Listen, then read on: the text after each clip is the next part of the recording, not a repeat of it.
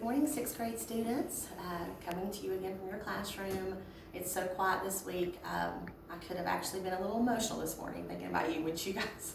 No, that's not hard for me to be emotional. But nevertheless, I miss you guys so much. Thanks to those of you that have been reaching out and saying hello and just letting me know you're there. And please continue to do that. Our governor has asked that we do daily check-ins so that we know that you're completing your assignments. Today we're working on your math lesson 137, which I know you also have a quiz. Know that you can look back in your book. We sent those quizzes home with the intention of you being able to use your book, so don't feel like you're doing something wrong. That's fine if you need to look back for a concept, no problem at all. Then turn it in on Monday and I'll check it for you. Let's quickly review a concept from yesterday's lesson on order of operations. This is on page 245, section number 1, letter F. I'll work this problem out with you. Hopefully you have it done and you can check to make sure that it's correct. Remember, you follow the steps. You simplify within parentheses first.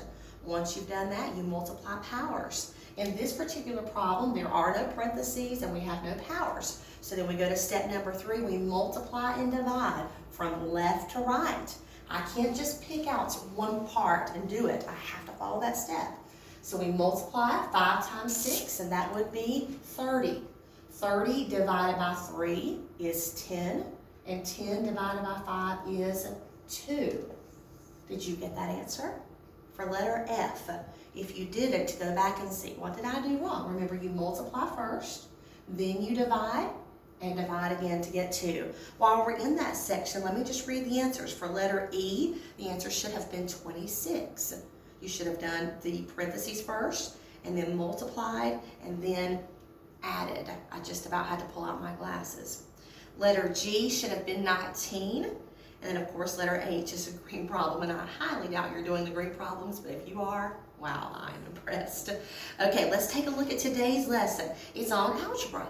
You guys know all about algebra, so this shouldn't be too difficult.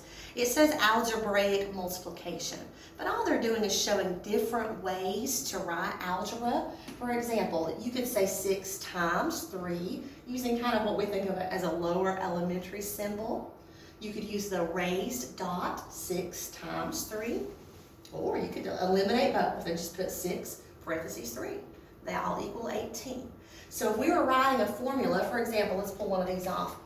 P equals 2 times L plus 2 times W. I could just say P equals 2L plus 2W and just take out the multiplication symbol. It means the same thing.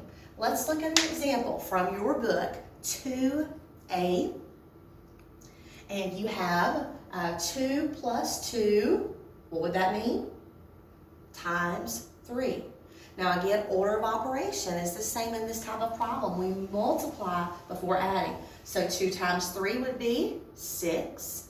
Add your 2, and that would give you an answer of 8. That is for 2A. Hopefully you got that answer if you've already worked your math lesson. Same section, letter B. We have a division symbol, fraction. Fraction bar means to divide, and then we multiply. So the order of operations say you multiply and divide from left to right. So I'm going to start with my division.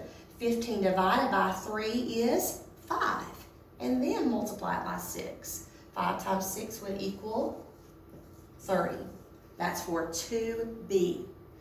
Letter C, I don't have it on the board, but let's just talk through it. We do powers. 2 squared is 4. And then you multiply. 4 times 7 is 28. And then for letter D, you do your powers first. You do your parentheses first. So 6 plus 3 is 9 times 5, 45.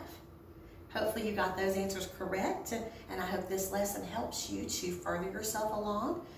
Just think, you finished your first week of long distance learning, and we did it together. You, I, your parents, grandparents, whoever you're with. So keep doing a great job, and I look forward to seeing you soon.